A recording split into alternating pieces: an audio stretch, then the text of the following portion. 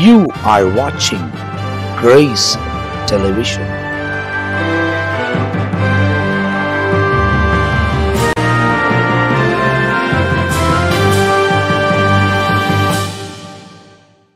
ஆண்டவரும் அருமை இரட்சகராக இயேசு கிறிஸ்துவின் நாமத்தினால் உங்கள் யாவருக்கும் எங்களுடைய அன்பின் வாழ்த்துக்களையும் ஸ்தோத்திரங்களையும் தெரிவித்துக் கொள்கிறோம்.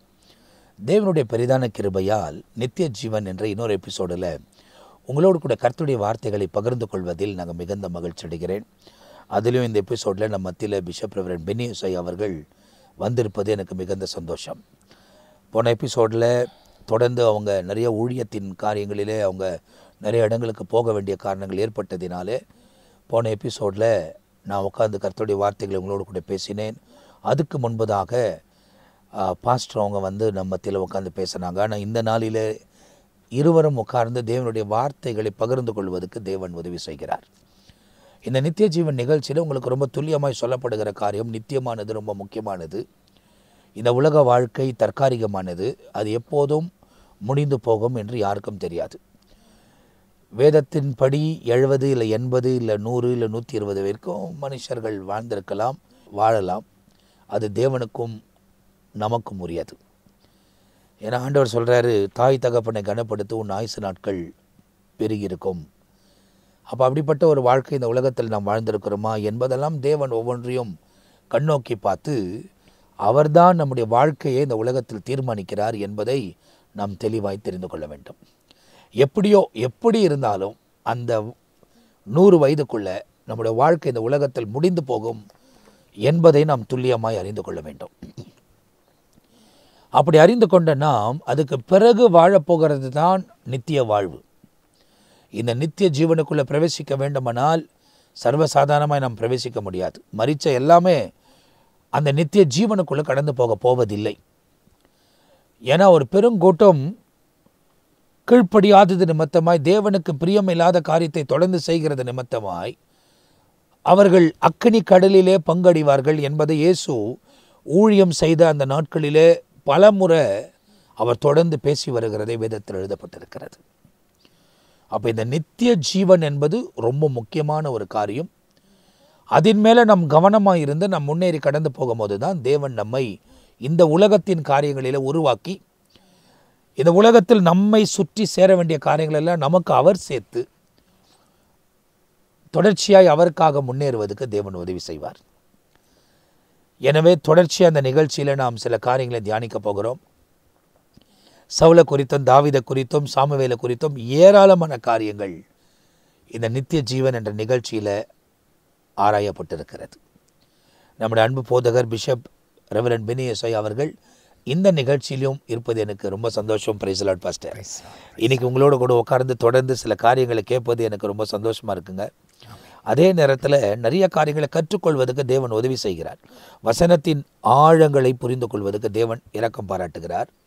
ஏற்கனவே இந்த நித்திய ஜீவன் ஆரம்பத்தில் நாம் சொல்லப்பட்ட வசனங்களில் யோவான் 5:38 வசனங்களை ஆராய்கிறதுனால நித்திய ஜீவன் உண்டு என்று அறிந்திருக்கிறீர்கள் என்று இயேசு சொன்னதை யோவான் எழுதியிருக்கிறதை நாம் தியானித்தோம்.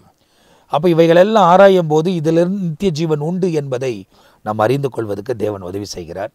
அதுலேயும் இந்த சாமுவேலை குறித்து அப்படியே ஒரு மாதிரி ஆழத்துக்கு கொண்டு போயிட்டீங்க. நிறைய காரியங்களை தியானிப்பதுக்கும் பார்ப்பதுக்கும் தேவன் உதவி செய்கிறார். அப்போ இன்னைக்கு நம்ம என்ன கேட்க விரும்புகிறோம் அப்படின்னா, இந்த சாமுவேலும் தாவீதும் அதுக்கப்புறமா சவுலும் இவங்க 3 பேருடைய வாழ்க்கையும் இந்த நித்திய ஜீவனுக்கு கடந்து போவதற்கு நிறைய காரியங்களை இவர்கள் மூலியமாக நாம் படிக்க முடியும் என்று தெரியுது. அதில் முக்கியமாக இந்த சவுல் குறித்து நாம் தியானித்திருக்கிறோம். அவர் தேவனால் புறக்கணிக்கப்பட்டவர். ஸோ இப்படிப்பட்டவர்கள் எல்லாம் அந்த நாட்களில் இருந்திருக்கிறார்கள். அப்போது தேவனுக்கு உகந்தவர்கள் நித்திய ஜீவன் அடைவார்கள், தேவனுக்கு கீழ்ப்படியாதவர்கள் அக்கனிலே பங்கு பெறுவார்கள் என்று எழுதப்பட்டிருக்கு. இதை குறித்து இன்னும் நிறைய காரியங்களை தெரிந்து கொள்ளணும்னு விரும்புகிறோம் பாஸ்டர். நாம் தியானிக்கிற இந்த பகுதியில் குறிப்பாக 3 பேரை குறித்து அதிகமாக தியானித்து கொண்டிருந்தோம். கண்டிப்பாக அதில் குறிப்பாக சொல்ல வேண்டும் என்று சொன்னால் சாமுவேலை குறித்து தியானித்தோம், சவுலை குறித்து தியானித்தோம். இல்லை, நீங்கள் சாமுவேலை குறித்து தியானிக்கும் போது அந்த அளவுக்கு யாராவது படிச்சிருக்கிறாங்களான்றது தெரில. மேல்நோட்டமாக படிச்சுட்டு வந்திருப்பாங்க. சாமுவேலை குறித்து தெரியும். சாமுவேல் ஒரு தீர்க்கதரிசி, ஒரு நியாயாதிபதி, அதெல்லாம். ஆனால் அந்த ஆழத்துக்குள்ளே போகும்போது எவ்வளோ சுவாரஸ்யமாய் ஆண்டவர் மிகவும் உற்சாகமா அப்பேற்பட்ட ஒரு பலனையும் ஆவியும் தேவனோடு கூட உறவாடுகிற ஒரு நிலை நமக்கு இருந்தால் எப்படி இருக்கும்? அதாவது சாமுவேலுடைய அம்மா அன்னாள் கொண்டு வந்து பால் மறந்து விட்ட குழந்தையிலிருந்து அவர் முதிய வயிறு ஆய் அவர் மரிக்கிற வர தேவனோடவே இருந்த ஒரு வாழ்க்கை. ஆமாம், உண்மைதான், தேவனோடவே இருந்த ஒரு வாழ்க்கை. ஆனாலும் சாமுவேலை குறித்த இன்னொரு ரகசியத்தை இன்னொரு பகுதியிலே நாம் பார்க்க போகிறோம். அதாவது பூமி பிளந்து ஒரு கூட்டம் முழுதும் பூமிக்குள்ளே போயிடுச்சு. சரி, கோராகு கூட்டத்தார். சரி. ஆனால் இந்த சாமுவேல் எங்கிருந்து வருகிறார் என்றால் அந்த வம்சத்தில் வருகிறார். அப்படி அப்பேற்பட்டவர்கள் தேவாலயத்திற்குள்ளே வரக்கூடாது, ஆசாரிய ஊழியத்தை செய்யக்கூடாது. ஆனா இவர் எப்படி ஆசாரிய ஊழியத்துக்குள்ள வந்தார்? அப்போ தள்ளப்பட்ட புறக்கணிக்கப்பட்ட அந்த கூட்டத்திலிருந்து வந்த இவர் எப்படி ஒரு பெரிய ஆசாரியர் மாறினார் என்ற ஒரு சுவாரஸ்யமான ஒரு பகுதி உண்டு. அவைகளை குறித்து பின்னாடி அதற்காக ஒரு எபிசோட் நாம், அதாவது நீங்க சொல்லும் போதே அது குறித்து நிறைய காரியம் கேள்விப்படும் போது ஆண்டவர் எப்படிப்பட்டவங்களெல்லாம் தேர்ந்தெடுத்து கொண்டு வந்து நிற்க வைக்கிறார் பாருங்க. ஆமா, அது மட்டும் இல்லாம இன்னொரு இந்த நிகழ்ச்சியிலேயே நாம் பார்க்க வேண்டிய ஒரு சில முக்கியமான விஷயம் இருக்கு. சரி, அதை இப்போ நீங்க கேட்டதுனால நான் இடையில நான் சொல்றேன். இப்போ சவுலுடைய மகன் யாருங்க? யோனத்தானுக்கு ஒரு ஆயுததாரி இருந்திருக்கார். இப்போ அதை குறித்து பார்க்க வேண்டும் என்று சொன்னால் 1 சாமுவேல் 13வது அதிகாரத்தை எடுத்துக்கொள்ளலாமே. 1 சாமுவேல் 13வது அதிகாரத்தில் அந்த நபரை குறித்து சொல்லப்பட்டிருக்குது. சரி, ஏன்னு கேட்டால் எப்பேற்பட்டவங்களை எல்லாம் கர்த்தர் கொண்டு வந்துடுறாருன்னு சொன்னீங்க இல்லையா? அப்போது அதனால் 1 சாமுவேல் 14 எடுத்துக்கலாம், 13 வேண்டாம். சரி, 14வது வசனத்தில் பாருங்க. அதில் முதல் வசனம், ஒரு நாள் சவுலுடைய குமாரனாகிய யோனத்தான் தன் ஆயுததாரியாகிய வாலிபனை நோக்கி அப்படின்னு இருக்கு. ஆயுததாரியாகிய வாலிபனை நோக்கி அப்படின்னு இருக்கு. அப்போ அந்த வாலிபன் பேர் அங்கே இருக்குங்களா? இல்லை. நீங்கள் அந்த இதில் எல்லாம் பார்க்கும்போது அந்த ஆயுததாரி அந்த வாலிபன் அப்படின்னு தான் பல இடங்கள்ல இருக்குமே ஒழிய இந்த ஆயுததாரியுடைய பெயர் அந்த இடத்துல இல்லை. சரி, ஆனால் நீங்கள் பார்த்தீங்கன்னா பிச்சைக்காரனாகிய ஒரு குருடன், அவன் பேர் என்னங்க? பத்மேயு. அப்போ பிச்சைக்காரன் பேர் இருக்கு. சரி, ஆனா ஆயுததாரி பேருங்க இல்ல. இப்போ இந்த ஆயுததாரியை பற்றி பார்க்கும் பொழுது நமக்கு எதிராக அந்த பக்கத்தில் இருக்கிற பெலிஸ்தியன் தாலயத்திற்கு போவோம் வா என்று சொன்னான். அதை அவன் தன் தகப்பனுக்கு அறிவிக்கவில்லை. இப்போ வாலிபங்க சொல்ல போலாம் வா அப்படின்னு சொன்ன பிறகு இவன் என்ன பண்ணான்னு கேட்டான், சரி போலாம் அப்படின்னு சொல்லிட்டு 2 பேரும் அங்கே போகிறதாக பார்க்கிறோம். இங்கே யோனத்தான் தன் ஆயுததாரி ஆகிய வாலிபனை நோக்கி 6வது வசனம் பாருங்க, 14:6, விருத்த சேதனம் இல்லாதவனுடைய அந்த தாலயத்திற்கு போவோம் வா. மறுபடியும் சொல்றாரு, அந்த வேலை கர்த்தர் நமக்காக ஒருவேளை, அங்க அந்த வசனம் நான் வாசிக்கிறேன், ஒருவேளை கர்த்தர் நமக்காக ஒரு காரியம் செய்வார். அநேக பேரை கொண்டாகிலும் கொஞ்ச பேரை கொண்டாகிலும் ரட்சிக்க கர்த்தருக்கு தடை இல்லை. யார் சொல்றதுங்க? யோனத்தான் சொல்றார். யார்கிட்டன்னு கேட்டா ஆயுததாரி கிட்ட. அப்போது அந்த ஆயுததாரி அவனை பார்த்து, உம்முடைய இருதயத்தில் இருந்தபடியெல்லாம் செய்யும், உன் இருதயத்தில் இருக்கப்படியெல்லாம் செய்யும், அப்படியே போம், இதோ உம்முடைய மனதுக்கு ஏற்றபடி நானும் உம்மோடு கூட வருகிறேன். அப்போ அந்த ஆயுததாரி அங்க போன பிறகு யோனத்தான் அந்த ஆயுததாரியின் மூலமா ஒரு பெரிய ரட்சிப்பாண்டவர் கட்டளிட்டு இருக்கார். அப்போ பாருங்க, ஆனா அந்த ஆயுததாரியுடைய பெயர் அங்க கொடுக்கல. அப்போ யோனத்தான் முன்னாடி போறான், பின்னாடி அந்த ஆயுததாரி மற்றவங்களை வெட்டிட்டே போறான். ஒரு பெரிய ரட்சிப்பை ஆண்டவர் கட்டளிட்டாராம். அப்போ அந்த குறிப்பிட்ட ஆயுததாரி பேர் அங்க குறிப்பிடப்படல. ஆனால் இந்த செய்தி கேட்டுக்கொண்டிருக்க நீங்கள் இந்த 1 சாமுவேல் 14வது அதிகாரத்தை முழுவதும் வாசித்து பார்த்தீங்கன்னா அந்த ஆயுததாரியின் மூலமாய் தேவன் எவ்வளவு பெரிய மென்மையான காரியங்களை செய்திருக்கார் என்று சொல்லி அந்த இடத்துல பார்க்க முடிகிறது. அப்போது ஒரு பிச்சைக்காரன் பேர் இருக்கு, ஆனால் யாருடைய பேர் இல்லைங்க? ஆயுததாரியுடைய பேர் இல்லை. நாகமான் குஷ்டரோகி, அந்த நாகமான் குஷ்டரோகி வீட்டில் இருந்ததான ஒரு சிறு பெண்ணின் மூலமாக தான் அங்கே பார்க்கிறோம் ஒரு நாகமானுக்கு ஒரு பெரிய விடுதலை கிடைத்ததாக வசனத்திலே வாசித்தாலும் அந்த சிறு பெண்ணுடைய பெயர் அங்க இல்ல இல்ல. அங்க ஆயுததாரி பேர் இல்ல, இங்க சிறு சிறு பெண்ணுடைய பேர் இல்ல. சமாரியா நாட்டில் இருந்ததான சமாரியா ஸ்திரீ, அவ தண்ணீர் மொள்ள வந்தான். சமாரியா ஸ்திரீன்னு தான் சொல்லப்படுது தவிர ஒரு பேர் ஆமா, சொல்லப்படல. ஆனா சமாரியா ஸ்திரீயும் ரட்சிக்கப்பட்டுட்டா. இவன் ஊருக்குள்ள போயிட்டு ஒரு கூட்டத்தையும் கொண்டு வந்தா. திரும்ப இயேசுவை ஊருக்குள்ள கொண்டு போயிட்டு ஒரு பெரிய ரட்சிப்பு, ஒரு பெரிய அதிசயங்கள் அங்க நடந்தது. ஆனா அந்த சமாரியா பெண்ணு பேர் அங்க இல்ல இல்ல. அப்போ ஆயுததாரியுடைய பேர் இல்ல, அந்த நாகமான் குஸ்ரோகி வீட்டில் இருந்ததான அந்த சிறு பெண்ணுடைய பெயர் அங்கே இல்லை. அது மட்டுமல்லாதபடிக்கு 5 அப்பமும் 2 மீனும் 5000 பேருக்கு கொடுக்கப்பட்டது. அப்போ அந்த 5 அப்பமும் 2 மீனும் இருந்தது யார்கிட்ட? ஒரு பையன் தூக்கிட்டு ஒரு சின்ன பையன். அந்த வந்தான். பையன் பேர் கூட அங்க இல்ல. அங்க இல்ல. இப்படி நீங்க பார்த்தீங்க அப்படின்னு சொன்னா அநேக இடங்களிலே பார்க்கும்போது ஒரு சின்ன காரியம் தான் நம்ம நினைக்கிறோம். இப்போ 5 அப்பமும் 2 மீனும் எடுத்துட்டு வந்த அந்த பையன், அவன் மூலமா தானே புருஷர்களே எவ்வளோங்க? 5000 பேர் சாப்பிட்டாங்களாம். அப்போ இவ்வளவு பெரிய அற்புதம் நடக்கும்போது ஏன்பா நாம கூட என்ன பண்ணுவோம், ஒரு பிள்ளைங்களை அப்படி பார்த்தா அவன் மூலமா எதனா கூப்பிட்டு உன் பேர் என்னப்பான்னு கேட்போம். ஆனா அங்க அந்த பேரை குறிப்பிடல பாருங்க. அப்படி இருக்கும்போது ஒருவேளை இந்த செய்தியை கேட்டுக்கொண்டிருக்க நாம் நினைக்கலாம், எனக்கு நான் அதிகமாக ஜெபிக்கிறேன், என் மூலமா கர்த்தர் எதையோ செய்கிறார், ஆனால் யாரும் என்ன பண்ணல, ஆமா நினைக்கல, ரெக்கக்னைஸ் பண்ணல, இல்லை பேர் என்று சொல்லலைன்னு பண்ணலாம். ஆனாலும் அந்த நாட்களில் நீங்கள் காண்பிக்கிறபடி ஆண்டவருக்கு நேராக திரளான காரியங்களை செய்தவர்களுடைய பெயர் அதில் இல்லை இல்லை. ஆனால் அவர்களெல்லாம் நிச்சயமாக பரலோக ராஜ்யத்தில் இருப்பாங்க. உண்மைதான். அதே நேரத்தில் ஆண்டவராக இயேசு செய்த எத்தனையோ அற்புதங்கள், சில உவமைகள் சொல்லியிருக்காரு. அதில் அநேகருடைய பெயர் என்ன செய்யப்படலை, குறிப்பிடப்படலை. எதற்காக இதை சொல்லுகிறேன் என்று சொன்னால், இந்த சவுலுடைய சரித்திரத்தில் ஒரு முக்கிய ஒரு கதாபாத்திரம் என்று சொன்னால் இந்த ஆயுததாரி தான். இப்போ இந்த ஆயுததாரியை குறித்து ஒரு 2-3 வசனத்தை நம்ம வாசித்து கடந்து செல்லலாம் என்று சொல்லி நான் நினைக்கிறேன். 14வது அதிகாரம் 14வது வசனம். யோனத்தான் அவன் ஆயுததாரியும் அடுத்த அந்த முந்தின அடியிலே ஏறக்குறைய 20 பேர், அடித்த அந்த முந்தின அடியிலே எவ்வளவு பேர் வந்தாங்களா? 20 பேர்.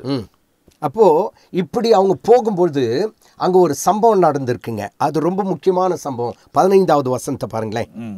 அங்க என்ன நீங்க அதுல பாக்குறீங்க? And there was trembling in the camp, in the field, and among all the people. The garrison and the raiders also trembled, and the earth quaked, so that it was very great trembling. பார்த்தீங்களா அந்த கடைசி வார்த்தை பார்த்தீங்களா? பூமியும் அதிர்ந்தது, அது தேவனால் உண்டான பயங்கரமாக இருந்தது. சவுலுடைய நாட்கள்ல, சவுலுடைய வாழ்க்கையில் அது எதுவுமே என்ன பண்ணல, நடக்கல. ஆனா இந்த யோனத்தானுடைய ஆயுததாரி, அந்த யோனத்தான் 2 பேரும் அந்த யுத்தத்திற்கு போகும்போது இங்க என்ன பண்ணாங்க, அநேகர் விழுந்தார்கள், மடிந்து விழுந்தார்கள். அந்த நேரத்தில் ஒரு வசனத்தை இங்க வாசிக்க முடியுது. என்னன்னு கேட்டா, பூமியும் அதிர்ந்தது, அது தேவனால் உண்டான பயங்கரமா இருந்தது. அப்போ அவங்க யுத்தம் எப்பேற்பட்ட யுத்தமா இருந்திருக்கும் பாருங்க. அப்போ என்னவா அந்த யுத்தம் தேவனால் அது பயங்கரமா இருந்தது அப்படின்னு சொல்றாங்கனாக்கா என்ன அர்த்தம்? அவங்க கர்த்தருக்கு பயந்து தேவ சித்தத்தின்படி அந்த காரியத்தை அங்கே செய்கிறார்கள். ஏன் அப்படின்னு கேட்டா, 6வது வசனத்தை பார்த்து, 6வது வசனத்துல போவோம் வா, ஒருவேளை கர்த்தர் நமக்காக ஒரு பெரிய காரியங்களை செய்வார் அப்படின்னு சொல்லிட்டு அது சொன்னது மட்டுமல்லாதபடிக்கு கொஞ்சம் பேரை கொண்டாயிலும் ரட்சிக்க கர்த்தருக்கு தடை இல்லை.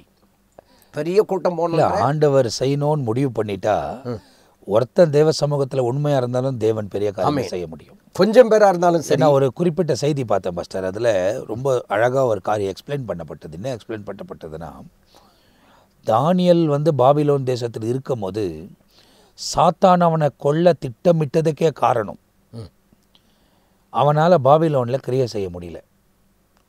ஏன்னா ஜபிக்கிற ஒரு தானியலின் மூலமாய் சாத்ராக் மேசாக் அபேத்நேகோ விசுவாசித்தார்கள், தேவனுக்காக வைராக்கியமா நின்றார்கள். அவங்க எங்கேயும் நிறைய ஜபித்ததாக நமக்கு வேதத்தில் சொல்லப்படலை, ஆனால் கண்டிப்பாக ஜபித்திருப்பாங்க. தாவீதின் நண்பர், அதாவது தானியலின் நண்பர்களாக இருக்கிறதுனால கண்டிப்பாக அந்த பழக்கம் அவங்களுக்கு இருந்திருக்கும். ஆனால் இந்த தானியலை குறித்து சொல்லும் போது தான் அவன் தினம் செய்து வந்தபடியே 3 வேளையும் அவன் ஜெபம் பண்ணினான், தலைக்கணிகளை திறந்து வைத்து ஜெபம் பண்ணினான். தனக்கு விரோதமாய் கையெழுத்திடப்பட்டது என்று அறிந்தோம். ஏன்னா எழுதினவர் அவர் தானே. அதாவது அந்த டிகிரி எல்லாம் வந்து எழுதி அதெல்லாம் பார்த்து கொடுக்குறவருடைய வேலை தான். ஆமாம். அதில் கையெழுத்து வைத்திருக்கிறாங்கன்றது அவனுக்கு தெரியுது, அவன் பயப்படாமல் செஞ்சார். ஆனால் இவன் ஒருவனால் அங்கே கிரியை செய்ய முடியல. அப்போது தேவனுக்கு உண்மை உள்ள ஒரு ஆள் இருந்தால் கூட போதும், தேவன் இரக்கம் பாராட்டி பெரிய காரியத்தை செய்வதுக்கு அவர் உண்மை உள்ளவராக இருக்கிறார். அந்த உண்மை தான் நிறைய பேருக்குள்ள வெளியே வர மாட்டேங்குது. சாத்தான் அழித்து வைக்கிறான், அவங்கள வந்து தவறு செய்ய வச்சுட்டே இருக்கிறான். காரணம் ஒன்று வந்து உலக வாழ்க்கையில் அவங்க தேவனோட இணைந்து செயல்பட்டு உயர்ந்துருவாங்க ஒன்று. அடுத்தது வந்து அவங்க முடிவோ நித்திய ஜீவனை பெற்றுருவாங்க. ஆமாம். இது தடை உண்டு பண்ண சாத்தானுக்கு வந்து உலகத்தில் உயர்றது கூட பெரிய விஷயம் இல்லை, நித்தியத்துக்குள்ளே பிரவேசிக்கக்கூடாது. ஆமாம். அதே போல் நீங்கள் சொல்லும்போது இந்த தானியலை பற்றி சொன்னீங்க. தானியல் ஒருவனால என்று சொல்லி நம்ம ஜெபிக்கிறதுனால பிசாசு அங்கே கிரியை செய்ய முடியல. இதே போலதான் வேதத்துல பல ஆதாரங்களை பார்க்க முடியாது. உதாரணமாக மோசே எடுத்துக்கொள்ளுங்க. மோசே வந்து தன்னுடைய 80வது வயதுல தான் இஸ்ரவேலரை ரட்சிக்க வேண்டியதா இருந்தது. கண்டிப்பா. ஏன்னு கேட்டா 80 வயதுக்கு பிறகுதான் அவர் ராஜா கிட்ட போய் நிற்கிறார். ஆனா இந்த இஸ்ரவேலர்களுக்கு மோசையின் மூலமாய் தான் ரட்சிப்பு உருவாக போகிறது என்று பிசாசு அறிந்து அவன் சிறுவயதா இருக்கும் போதே கொல்லணும்னு யோசித்தான். அதனால்தான் 3 மாதத்துக்கு பிறகு அப்புறம் அவனை ஒழித்து வைக்க கூடாமல், அதனால தான் அவங்க என்ன செய்யறாங்க, ஒரு குடை பின்னி அதுல என்ன பண்றாங்க, மோசே வைக்கிறாங்க. 3 மாதத்துக்கு அப்புறம் கண்டுபிடிச்சா கூட கொண்டு போட்டுருவாங்க. ஆமா. ஏன்னா சாத்தான் வந்து விடுறதே இல்லை. ஆமா. ட்ரை பண்ணிட்டே இருக்கிறான். ஆனா அதுலயும் தேவன் ரட்சிக்கணும்னு நினைச்சா ரட்சித்து வச்சிடறாரு. ஆமா. ஒரு ஆளும் தடை செய்ய. அதே தான் இயேசு கிறிஸ்து உலகத்தில் வாழ்ந்த போது ஏரோதால் உண்டாகுது. ஆமா. 33 வருஷத்துக்கு பிறகு இயேசு சிலுவையில மரிக்க போறாரு அப்படின்னு சொல்லிட்டு பிசாசுக்கு தெரியும். ஆனா 33 வருஷத்துக்கு முன்னாடியே இயேசு கொலை செய்யணும் திட்டமிடுகிறார். அதே போலதான் கர்த்தர் யாரை கொண்டு என்ன செய்யணும்னு நினைக்கிறாரோ அவர்களை கொண்டு அந்த வேலையை செய்து முடிச்சிடுவார். கண்டிப்பா நான் விசுவாசிக்கிறேன். காரணம் என்ன, யோனாவை குறித்து வேதத்திலே பார்க்கிறோம். யோனாவை கொண்டு தான் நினிவேயை ரட்சிக்க வேண்டும் என்று தேவ திட்டம். அப்போ இந்த யோனா தேவ திட்டத்திற்கு மாறாக வேற வழியில போன பிறகு அவனை விட்டுட்டுக்கலாம். அதாவது இவன் கீழ்ப்படியில நீ போட அப்படின்ட்டு இன்னொருத்தனை கூப்பிட்டு பேசியிருக்கலாம். ஆமா. ஆனா அந்த இடத்துல நீ தான் நிறைவேற்றணுன்றதுக்காக எனக்கு ஒரு சம்பவம் ஞாபகத்துக்கு வருது. என்னன்னு கேட்டா, ஒருவேளை இந்த சவுலை எடுத்துக்கொண்டால் ராஜ்யபாரத்தின் 2வது ஆண்டிலிருந்தே என்ன செய்யறாரு, அவனை ரிஜெக்ட் பண்ணிடுறாரு. ஆண்டவர் புறக்கணித்தாலும் கூட 40 ஆண்டு கொடுக்கிறாரு.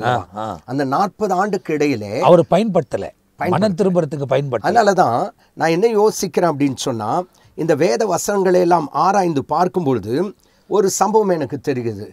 திறமையற்ற ஒரு அரசனாய் அவன் இருந்திருப்பான் என்று நினைக்கிறேன். ஆண்டவர் அரசனா மாத்திட்டாரு. எல்லா கிருபைகளையும் திறமைகளையும் ஞானத்தையும் கொடுக்கிறவர் கர்த்தர் தான். அப்போ இவன் வந்து உயரமா இருந்தான்.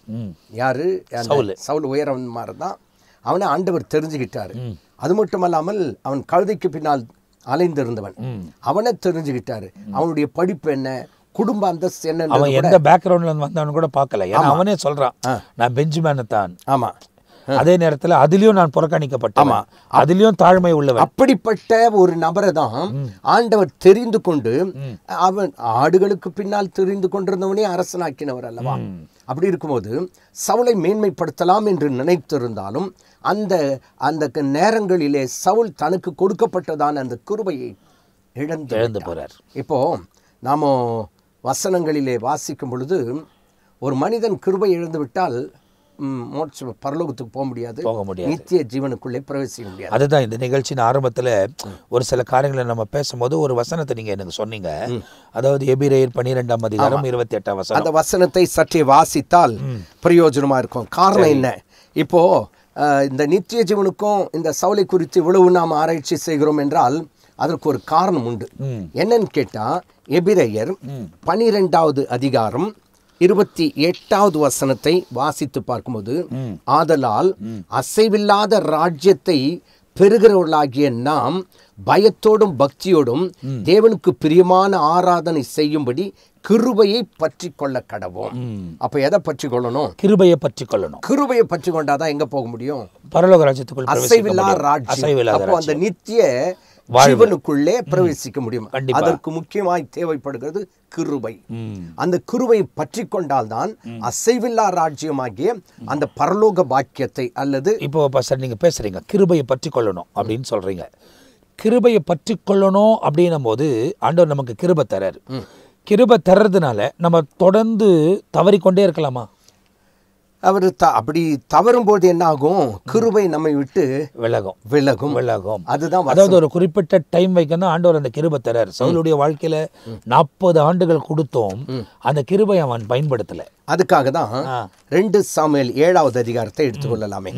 2 சாமுவேல் 7வது அதிகாரம் 15வது வசனத்தை நீங்க வாசித்து பார்ப்பீர்கள் என்று சொன்னால், உனக்கு முன்பாக நான் தள்ளிவிட்ட சவுலிடத்திலிருந்து என் கிருபையை விலக்கினது போல. இப்ப தெளிவாங்க இருக்கு. சவுலிடத்திலிருந்து என் கிருபை, தன்னுடைய கிருபையை அவரே விலக்கினார். ஆமா, அதுவா போல தேவன் விலக்கினார். அப்போ இந்த வசனத்தின்படி நாம பார்த்தா இந்த கிருபை சவுலை விட்டு நீங்கிவிட்டது. அப்போ கிருபை இருந்தாதான் எங்க போக முடியும்? நித்திய ராஜ்யத்துக்குள்ள பிரவேசிக்க முடியும். அதான் வசனத்தை எபிரேயர் 12வது அதிகாரத்தில் பார்த்தோம். அசைவில்லா ராஜ்யத்தை அடைவதற்கு கிருபையை பற்றி கொள்ள வேண்டும். கண்டிப்பா. அப்போ சுருக்கமா சொல்லணும்னாக்கா, இந்த சவுல் கிருபையை இழந்து விட்டான்.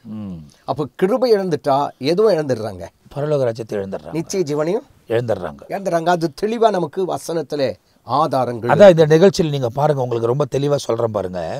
நித்திய ஜீவன் என்பது தான் அங்கே ஜீவனோடு கூட இருப்பது. ஆனால் நரகத்தில் வாழ்வது ஜீவனை குறித்து சொல்லப்படவில்லை, ஆக்கினி தீர்ப்பு என்பதாய் எழுதப்பட்டிருக்கிறது. அக்கினி கடலிலே பங்கடிவார்கள் என்பதாய் சொல்லப்பட்டிருக்கிறது. அப்போ நித்திய ஜீவனை பெற வேண்டுமானால், அதாவது நித்திய ஜீவன் என்பது தேவனோடு கூட இணைந்து வாழ்வது, அந்த ஜீவனை நாம் பெற வேண்டுமானால் நிச்சயமாய் கிருபையை பற்றி கொண்டக்கூடியவர்களாக இருக்கணும்னு சொல்லி வசனத்தில் எழுதப்பட்டது. அதுதான் அன்பு போதகர் ரொம்ப அழகாக நமக்கு பிரித்து காண்பிக்கிறார். ஆனால் அந்த இடத்துல நீங்கள் பார்த்தீங்கன்னா சவுல்கிட்ட இருந்த கிருபையை தேவனே விளக்கினார் என்பதாக எழுதப்பட்டிருக்கிறது. ஆமாம். இப்போ சவுலிடத்திலிருந்து கிருபை ஆண்டவர் விலக்கிட்டார். அப்போ நமக்கு கிருபை வேணும் அப்படின்னு சொன்னால் என்ன செய்யணும் அப்படின்றது இன்னொரு கேள்வி. காரணம் என்னன்னு கேட்டா, கிருபையை பற்றி கொண்டாதான் எங்க போக முடியும்? பரலோக ராஜ்யம் நித்தியத்திற்குள்ளே பிரவேசிக்க முடியும். வேதத்துல சில ஆதாரங்கள் நமக்கு இருக்குது. அது என்னன்னு கேட்டா, ஆதியாகமம் 6வது அதிகாரம், ஜெனிசிஸ் 6வது அதிகாரம் 8வது வசனத்துல பாருங்களேன். 6-8வது வசனம். நோவாவின் வம்ச வரலாறு. நோவா தன் காலத்தில் இருந்தவர்களுக்குள்ளே நீதிமானும் உத்தமமாயிருந்தான். அப்போது நோவா தேவனோடு கூட சஞ்சரித்து கொண்டிருந்தான் அப்படின்னு சொல்லிட்டு வசனத்தில் வாசிக்கின்றோம். ஆனால் 8வது வசனம் பாருங்க, நோவாவுக்கோ கர்த்தருடைய கண்களில் கிருபை கிடைத்தது. அதுதான். அப்போ கிருபை கிடைச்ச மனுஷன் எங்கே போவார்? நித்திய ஜீவனுக்குள்ள பிரவேசம். உண்மைதான். அப்போது கிருபை இருந்தால் தான் மேலே போக முடியும். அந்த கிருபையை நாம் என்ன செய்யணும்? காத்துக்கொள்ளணும், கொள்ளணும். பைபிள் வசனத்தின் பிரகாரம் பற்றி கொள்ளணும். ஆனால் ஆண்டவர் நமக்கு கிருபை கொடுக்கறத தவறான விதத்தில் பயன்படுத்தி எப்பவுமே கிருபை இருக்குன்னு சொல்லி தொடர்ந்து தவறான வாழ்க்கையை நம்ம வாழ்ந்து கொண்டிருப்போம். ஆனால் அதில் பிரச்சனை இருக்குதுன்றதை காட்டிலும் கிருபை கர்த்தரை என்ன பண்ணிடுறார்? விளக்கிறவர். அங்கே வசனம் தான் இருக்கு. ஆமாம், நான் கிருபையை விளக்கினது போல. அப்போ ஒரு குறிப்பிட்ட நாள் வரையில் தான் அவர் பொறுமையா இருப்பார் இல்லையா? கிருபை எடுத்து கொள்ளப்படும், விளக்கப்படும். அப்போ நோவாவுக்கோ கர்த்தருடைய கண்களில் கிருபை கிடைத்தது. அது மட்டுமல்லாதபடிக்கு வேதத்தில் இன்னொரு வசனத்தை கூட வாசிக்க முடியுது. பரிசுத்த லூக்கா சுவிசேஷம் 1 அதிகாரம் 30வது வசனத்தை பாருங்களேன். அங்க ஒரு வார்த்தை சொல்லப்படுகிறது. தேவதூதன் அவளை நோக்கி அப்படின்ட்டு வசனத்தில் வாசிக்கின்றோம். கிருபை பெற்றவளே நீ வாழ்க அப்படின்னு சொல்லிட்டு கர்த்தருடைய தூதன் அவளை நோக்கி, மரியாதையை பயப்படாதே, நீ தேவனிடத்தில் கிருபை பெற்றாய் அப்படின்னு. தேவனிடத்தில் கிருபை பெற்றாய். அப்போ கொடுக்கிறவரும் அவர் தான், விளக்குறவரும் அவர் தான். யாருக்கு கொடுக்குறாரு, யாருக்கு விளக்குறாருன்றது தான் இந்த பல சாட்சிகள் நமக்கு முன்பதாய் வைக்கப்பட்டிருக்கு. அதனால தான் பைபிளில் மேகம் போல திரளான சாட்சிகள் நமக்கு திருஷ்டாங்கமாய் வைக்கப்பட்டு சொந்து கொண்டிருக்க அப்படின்னு வசனம் இருக்கு. நீங்க சொல்லும்போது தான் நான் அதை மறுபடியும் நான் சிந்திக்கிறேன். ஒரு இடத்துல கிருபை என்ன பண்றாருங்க? விளக்குறாரு, எடுத்துறாரு. ஒரு இடத்துல கிருபை கிடைக்கிறது, கொடுக்கிறாரு. இந்த இடத்துல பார்த்தீங்கன்னா தேவதூதன் பயப்படாத, நீ தேவனிடத்தில் கிருபை பெற்றாய். அப்போ பெற்றாய்னாக்கா என்ன அர்த்தம்? அவர்கிட்ட இருந்து. ஆனா நீங்க சொல்ற இவங்க வாழ்க்கையெல்லாம் பார்த்தீங்கன்னா ஃபர்ஸ்ட் ரொம்ப இன்ட்ரெஸ்டிங்காக சில காரியத்தை இதிலேருந்து பேச முடியும். ஆனால் இந்த நேரம் நமக்கு ஒரு முடிவுக்கு வருது, இந்த எபிசோடு ஒரு முடிவுக்கு வருது. காரணம், ஒரு நேரத்தை நம்ம கடைப்பிடிக்கிறதுனால அந்த நேரத்துக்குள்ளாக இந்த எபிசோடை வைண்ட் பண்ணணும் அப்படின்றத ஒரு சூழ்நிலை இருக்குது. மீதியான காரியங்களை நிச்சயமாக அடுத்த எபிசோடில் நீங்கள் பார்ப்பீங்க. ரொம்ப தெளிவாக நீங்கள் தெரிந்து கொள்ளணும். அன்பு போதகரவங்க சில வசனத்தின் நம்ம மத்தியில் வைத்திருக்கிறாங்க. அந்த வசனத்தின் மூலியமாக தான் இன்றைக்கு உங்களுக்கு போதிக்கப்பட்டிருக்கிறது. ஏன் இந்த நித்திய ஜீவன் நிகழ்ச்சியில் இவைகளெல்லாம் சொல்லப்படுகிறது என்பதை ரொம்ப அழகாய் வசனத்தின் ஆதாரத்திலேயே அன்பு போதகர் நமக்கு சொல்லி காண்பித்திருக்கிறார். வசனங்களை எடுத்து கொடுத்துருக்கிறாங்க. அப்போ இந்த இடத்துல எபிரேயருக்கு எழுதின நிருபத்தில் 12ஆம் அதிகாரம் 28ஆம் வசனத்தில் சொல்லப்பட்டிருக்கிறது. அதாவது அந்த அசைவில்லாத ராஜ்யத்தை நாம் பெற்றுக்கொள்ள வேண்டுமானால் கிருபையை பற்றி கொண்டிருக்க வேண்டும் என்பதாக எழுதப்பட்டிருக்கிறது. அதை கொண்டுதான் சவுல்கிட்ட இருந்து கிருபை விலகினது. அப்போ சவுலுடைய முடிவு என்னவா இருக்குன்றதை நீங்கள் முடிவு பண்ணிக்கலாம். அதே நேரத்தில் இன்னும் ரெண்டு எக்ஸாம்பிளை காமிக்கிறாங்க. இது அடுத்த நிகழ்ச்சியில் நாம் தொடர்ந்து தியானிக்க போகிறோம். ஒன்று நோவா கிருபை பெற்றார், தேவ பார்வையில் கிருபை பெற்றார். இன்னொன்று புதிய ஏற்பாட்டில் நம்ம பார்க்கும்போது மரியாள் தேவனுடைய பார்வையில் கிருபை பெற்றாள். அப்போது தேவன் கொடுத்தார் என்பதாக சொல்லப்பட்டிருக்கிறது. அப்போ அவரால் கிருபை கொடுக்கவும் முடியும், எடுக்கவும் முடியும். அப்போ நல்லா தெரிந்து கொள்ளுங்கள், யாருக்கு கொடுக்குறாரு யாருக்கு எடுக்கிறாருன்றது அடுத்த நிகழ்ச்சியில் பார்க்க போகிறோம். இந்த கிருபையை பற்றி கொள்வோமானால் நாம் நித்திய ராஜ்யத்துக்குள்ளே பிரவேசிப்போம், அசைவில்லாத ராஜ்யத்துக்குள்ளே பிரவேசிப்போம். ஃபஸ்ட் இந்த எபிசோடில் ரொம்ப முக்கியமான காரியங்கள் எல்லாம் தெரிந்து கொள்வதற்கு தேவன் உதவி செய்தார். ரொம்ப சந்தோஷமாக இருக்குது. இந்த நிகழ்ச்சியில் எங்களோடு கூட தொடர்ந்து இணைந்திருக்கிறதுக்காக நான் கர்த்தரை துதிக்கிறேன். தொடர்ந்து மீதியான காரியங்களில் அடுத்த எபிசோடில் பார்க்க போகிறோம். இதோடு கூட இந்த எபிசோடு ஒரு முடிவுக்கு வருகிறது. கர்த்தர் உங்களை ஆசீர்வதிப்பாராக. ஆமேன், ஆமேன், ஆமேன்.